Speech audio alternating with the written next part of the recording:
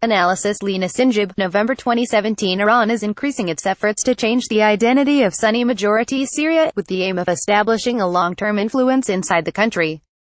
It has brought in fighters from the Middle East region and beyond.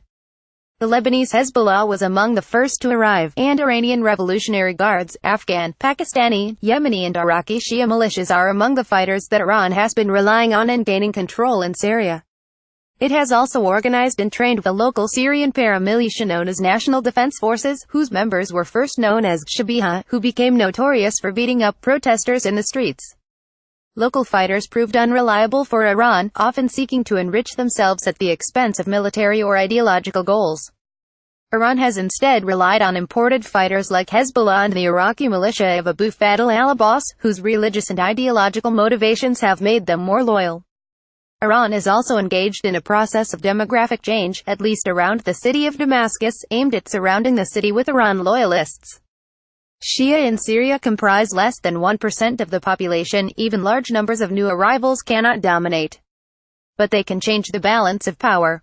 Iran is now installing loyalist Shia in areas around Shia shrines and surrounding Damascus, mainly the areas leading to Lebanon, so that Iran can secure a contiguous route for Hezbollah.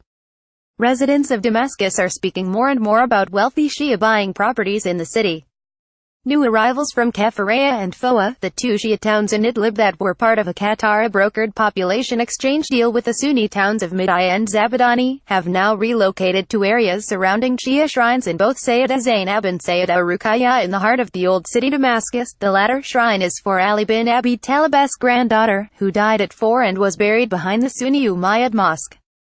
The shrine, which had been expanded at least 2 decades ago and turned into a Husseiniya, a Shia religious center, now has an architecture that is a replica of a mosque in Isfahan with blue tiles. Its construction has resulted in the demolishment and disfiguring of historical buildings that are hundreds of years old and are supposed to be on UNESCO's heritage list. Many of the area's non-Shia residents are expressing anger about Iran's imposition of Shia religious culture, and many Sunnis in Damascus say they are feeling increasingly isolated and powerless. Even Alawite loyalists and the regime are not happy. Although they want to see the Assad regime stay in power, they are not comfortable with the religious influence Iran is trying to enforce on Syria. This religious influence has been a strategic aim for Iran. It has been building around existing shrines for decades, and has bought loyalty with money, changing the religious character of villages in Raqqa, Aleppo and elsewhere in Syria. But among the Alawites, who are not so religiously conservative, Iran has not succeeded. In some Alawite villages, where there were attempts to build Shia religious shrines with Iranian money, people who tried to do so were expelled from the villages.